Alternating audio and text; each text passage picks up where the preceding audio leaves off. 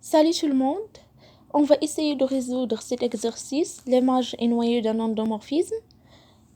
Premièrement, un endomorphisme d'un espace vectoriel E est une application linéaire f de E vers E. Par exemple, f de E vers E. L'ensemble de départ égale l'ensemble d'arrivée. Dans l'exercice, on a soit f et g, deux endomorphismes, donc deux applications linéaires d'un cas espace vectoriel E, donc f et g, deux applications linéaires de E vers E, montrer que g rond f égale à 0 si et seulement si l'image de f inclut dans le noyau de g. On va définir le noyau de g. Noyau de g égale à l'ensemble x appartient à E, tel que g de x égale à 0. Et l'image de f égale, si f de x, l'image, telle que x appartient à E. On veut montrer que g rond f égale à 0 si et seulement si image de f inclut dans noyau de g. Donc, on va montrer l'équivalence entre les deux. On va montrer que g égale à 0, équivalent à l'image de f inclus dans noyau de g. Noyau de g. On commence par la première implication.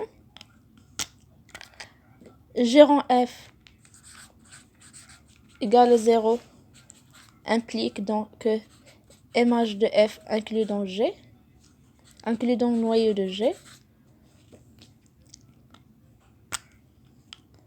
On a, si G rond f égale à 0, alors, quel que soit x appartient à E, G de f de x égale à 0. Par définition de du noyau, G de x égale à 0. X appartient à E. Donc, x, il appartient au noyau de G. Ici, on a f de x appartient au noyau de G, quel que soit x appartient à E. Donc, f de x, qui est l'image de f, car quel que soit x, inclus dans le noyau de G. Il est facile. C'est à partir de la définition du noyau et de l'image de f. Maintenant, on a l'autre implication. On doit montrer que l'image de f inclus dans le noyau de G implique que G rond f égale à 0. Si l'image de f inclus dans le noyau de G, alors, quel que soit x appartient à E, G de f de x égale à 0. Ainsi,